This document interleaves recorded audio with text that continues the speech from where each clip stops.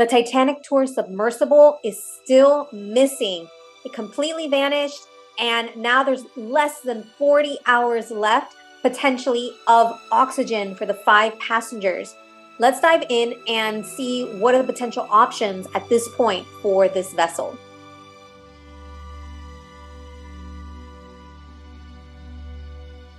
Hi everyone, Empowering True Crime, Alex here. And if you missed my live, I actually did a little bit of a deep dive into this case, into what's happened with the vessel. And we also did live coverage of Coast Guard giving a press conference. I am going to put a link up here. You can watch it and get the gist of what's happened. But I'll just give you a quick recap.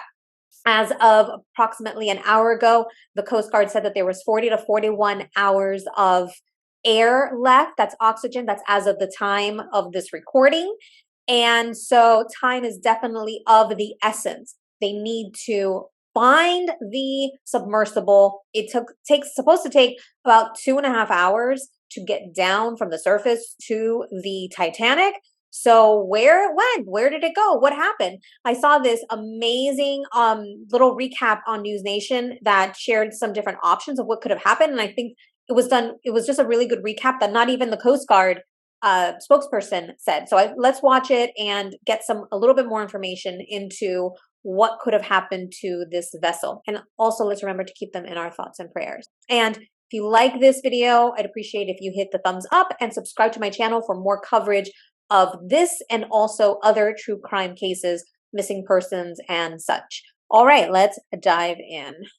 So this is a report from news stations called "What Caused the Missing Submarine to Lose Contact." So let's take a listen. What are some of the reasons that a submarine like this, with this mission, would have lost contact? Good morning, Marty. It's a pleasure to join you. Before that, I just want to state what I think everybody's feeling, which is our thoughts and prayers go out to the people that are on the submersible and their friends and families and colleagues that are waiting for word. It's a very, very difficult situation now that we're into sort of day 3 of the event, but there is still hope. Now, in terms of how this could have happened, there's a couple of different scenarios. One scenario, and the lost comms were near the end of their descent. One scenario is they did get to the bottom and somehow got entangled in something, and that's preventing the automatic surfacing feature from bringing the submersible back up. That doesn't explain the loss of communications, though. The second scenario is it could have been some type of electrical failure that maybe took out some of the propulsion, took out the communications. That would explain the loss of comms, but it doesn't explain the fact that the automatic servicing feature hasn't been able to work yet. And then, unfortunately, the third scenario is some type of fire or other catastrophic failure of the vessel at depth, because that far down, the ocean pressure on the hull is 3 tons per square inch. It's just unfathomably harsh and difficult down there, and the least little thing would lead to a catastrophic failure very, very quickly. All right, so those are just to recap that the 3 possible he's saying is that it got entangled down there, which is why it hasn't been able to come up. There was some type of electrical failure, which is why they lost comms, or the third is some type of catastrophic failure, some type of catastrophic event that would have caused both the comms and the ship to not surface. So let's hope it's one of the first 2. The conditions inside, if they are that far down and they're waiting on rescue inside a submersible, I mean, is it cold? Is it dark? Can they see or do anything to maneuver? A lot of that depends on the status of the electrical system. If the electrical system is still working and the batteries are still have enough charge, they would have some propulsion. So if they've hung up on something, maybe they can get themselves disentangled. That window's probably closing, though. The other thing that's really important is a little bit of light, because it is pitch black down there, no sunlight whatsoever, and it is very cold down there. Ocean temperature at that depth is somewhere between 35 and 39 degrees Fahrenheit. And at this amount of exposure with no heaters, it would be very, very cold inside that vehicle. Van, I want to talk about the search itself. What are some of the challenges covering this much water at these deep depths? Well, great question. There's actually 2 searches going on simultaneously right now. One is a search of the ocean surface to make sure if the vessel did come back to the surface but doesn't have any communications, they can find it. So that is why you hear the Coast Guard commander talking about C-130s and support vessels doing a search that so far he said this morning was about the size of the state of Connecticut. The Coast Guard is really good at that, but that's just long and laborious. It's a lot of people looking out windows and scanning the ocean surface, looking for something. You can also pick up with radar systems something sticking out of the water, especially anything metal. Now, the ocean bottom search is a very different problem, and that it sounds like it may not have really even started. At those depths, 12,500 feet, there are a limited number of vehicles that can get down that deep. And what I heard in the morning press release or a morning interview this morning from the Coast Guard commander is they now have some vehicles on scene that can get down to the bottom. And I think that part's starting today. But as was talked about in just your previous reporter, the best thing the crew can do is bang on the hull because the sound travels very far in the ocean.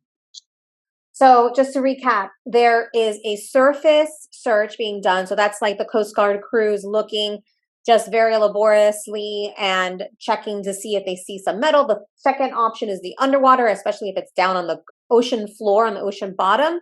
And that is, there doesn't seem to even have been a search started on that.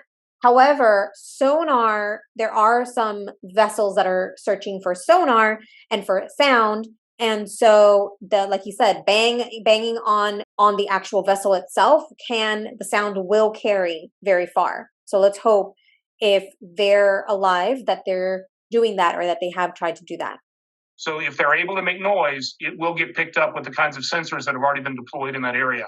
But if they have to go do an unaided search at the bottom, there may not be enough time left to accomplish that. Two real quick questions. So whatever equipment they send down, would that be unmanned? And then two, once they find it, if it is on the bottom, what's the process of safely bringing it back to the surface? Correct. Yeah. So all the vehicles that can get down to that deep are unmanned vehicles.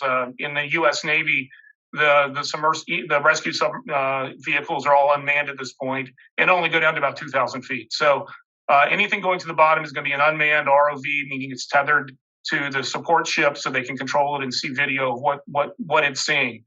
In terms of recovering the Triton, based on what I understand of its design, it would have to be floated back to the surface. It doesn't have any kind of airlock or capability, so you could pull people out of it.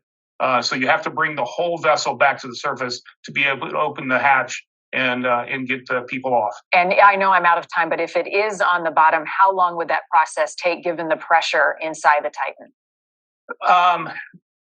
Very hard to say because, 2.5 miles down, there's no way to, send a cable down to try to lift it. You're going to have to use buoyancy bags or other modules to try to break it free from whatever's holding it on the bottom, if that's where it is, and then have it rise to the surface.